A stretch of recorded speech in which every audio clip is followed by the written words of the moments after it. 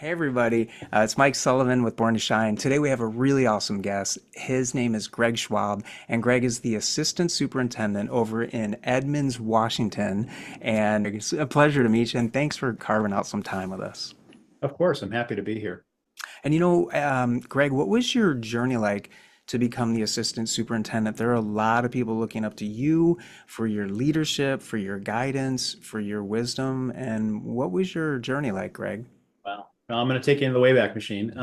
So I started 36 years ago. A little bit before that, I was a collegiate football player at the University of Oregon, and ended up was good enough then to get a tryout with the San Diego Chargers. And I spent a little bit of time with them, but realized that I wasn't quite the athlete that I thought I was, and you need to be a really good athlete in the NFL. So I ended up getting cut. Hmm. And when I got cut, I went back to U of O, and I was talking to my coach, and he said, "Well, why don't you come be a graduate assistant coach for us for a couple of years?" And I did that and worked on my teaching credential. And then in 1988, I found my way into a high school classroom where I was a high school English teacher, and a football coach and a wrestling coach and a track coach. And I loved it. And I loved working with kids. And it was just exactly what I wanted to do. And so I did that for 9 years. And then I got the opportunity to move into school administration, where I became a district athletic director. And again, a great job. I loved it. It was a lot of fun. I worked in Camas, Washington, which is down in Southwest Washington, just on the border between Oregon and Washington. Hmm. Great community. Had a lot of fun doing that job. But then one of the things I found in my journey in education I've always been working on my sphere of influence. Where can I have a greater sphere of influence? Hmm. So from moving to a classroom to district athletic director, Hmm. my next stop was becoming a high school assistant principal. Hmm. And I did that for 3 years. And then I moved up here to Washington in 2003, and became a principal at Mountain Terrace High School in the Hmm. Edmonds School District. And I tell people all the time that was probably one of my favorite jobs. I managed a 1900 student high school. I was like the mayor of a small town. And it was just a great job. And I really enjoyed it. I live in the community where my kids at my school went to school. I still live in the community, and I just became a part of the community, and I loved it. And then in 2017, my then superintendent brought me in and sat me down and said, "Greg, you need to get into a superintendent program. You need to become a superintendent." And so I did, and went to Washington State University, did my superintendent credential, earned my doctorate, and then found myself as the assistant superintendent in the Edmonds School District, where I've been for the last 7 years, and I just love it. And again, back to that kind of sphere of influence, metaphor.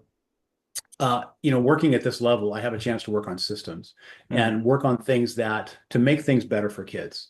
And that has always been kind of my mantra is I really want to make sure that I'm doing everything I can to ensure that we are doing everything we can to support our kids. And so making sure that our classrooms and instruction is happening in our classrooms the way we want it to, that systems in our schools are set up around, access to supports and resources for kids and families.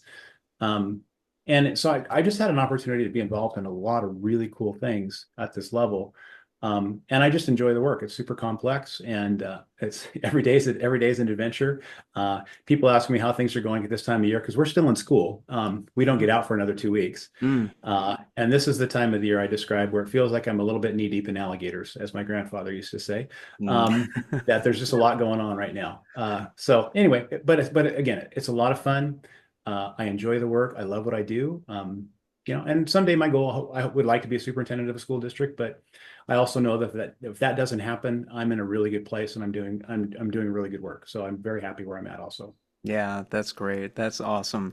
And when you were a K-12 student, Greg, was there anything that you struggled with? Like for me, it was depression, it was anxiety, it was ADHD. I mean, I was bullied. It all started in third grade. And so elementary was really, really, really tough for me. Was there anything that you struggled with when you were K-12? Yeah, my middle school years were terrible. I struggled in school in middle school, partly because you can't tell by seeing me on Zoom, but I'm 6'8". I'm 6 feet 8 inches tall, Mm. and I went through my growth spurt in middle school, and I there were days where I couldn't walk and chew gum at the same time. My body was just was growing so fast. And I was ridiculed and bullied Mm, terribly in middle school. mm, I would walk down the hall and just trip and fall. My feet would get tied up and I'd just trip and fall. And mm, I was made fun of and it was really hard. And I struggled. I mean, I struggled in classes and I don't know that necessarily my teachers understood me. My parents were tried to be supportive, but it was just a really rough time. And it's not a period of my school career that I look back on with any fondness at all. mm, And it wasn't until I got into high school and I kind of grew into myself. And I think the other challenge I faced was that my dad was in the military mm, and then after the military was in law enforcement, and we moved every 3 years. mm, And so I never had like one school that I could call home. I mean, my first 4 years of elementary school were in one community, then we moved to a different community, and I finished up elementary school in a different community. Middle school was in another community again, and then high school was in a different community altogether. So, I had to learn how to adapt, and it's hard. I mean, when you're trying to find your place and fit in and belong, um, it's difficult when you're constantly moving schools. So, I think those were just a couple of the challenges that I think, I had to struggle through, and I think again, it made me a better person. I think, once I kind of grew up and got to college and kind of settled down a little bit, yeah, I kind of found myself, but it took me a while. So I wasn't sure who I was going through that time period. yeah, and first of all, I'm sorry that you went through that.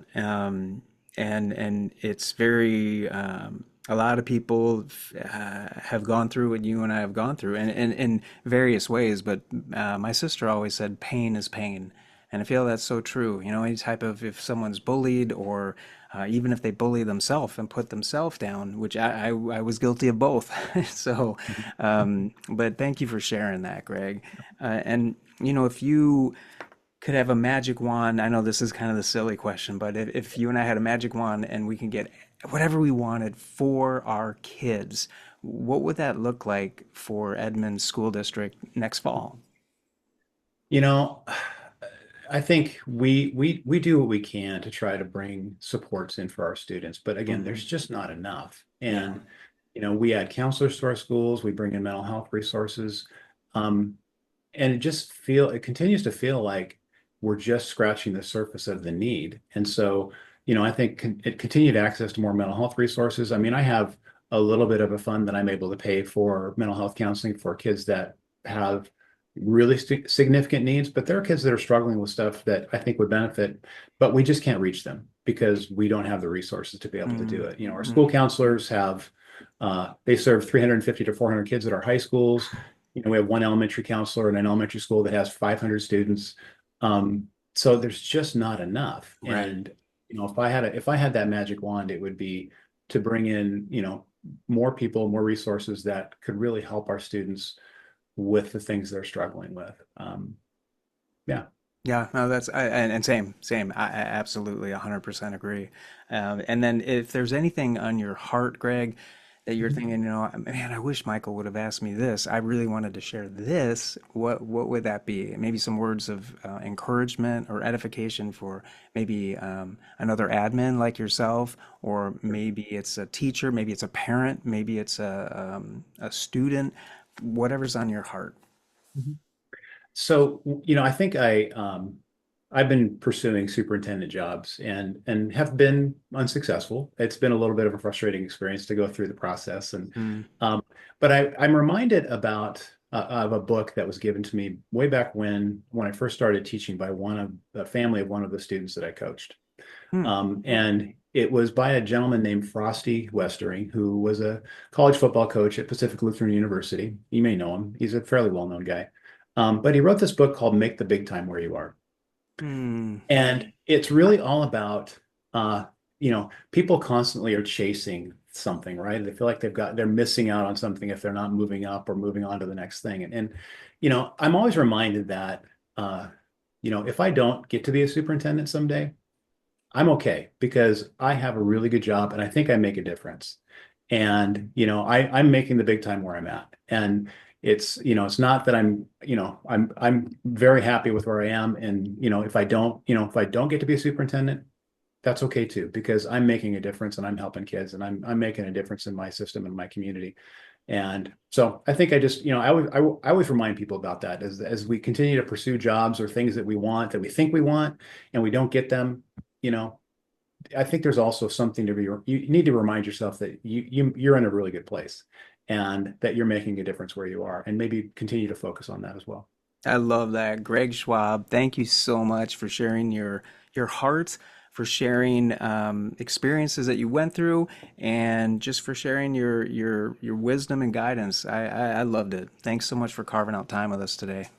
Absolutely. My pleasure.